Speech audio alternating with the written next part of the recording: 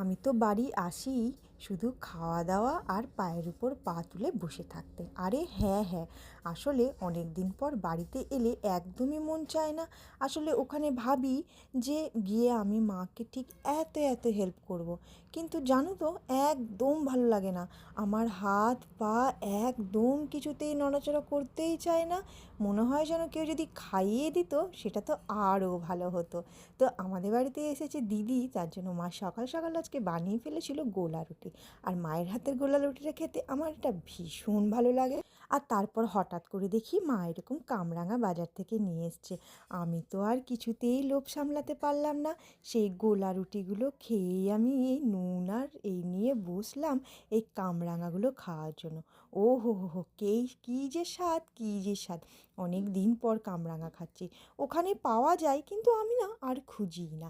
আর তারপরে দেখো কেমন আমি বাটি নিয়ে বসে আছি, কেমন সেই মানে ছোটোবেলার মতন একদম পুরো বাটি নিয়ে আমি বসেই আছি। মা রান্না করেছে কুমড়ো শাক।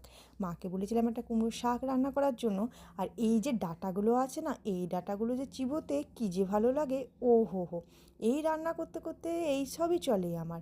মা রান্না করে আর আমি এদিকে খেতেই থাকি। আর তারপরে মা দিয়ে দিল এই ছোট্ট ছোট্ট দুটো মাছ ভাজা। ওহ, সেই স্বাদ!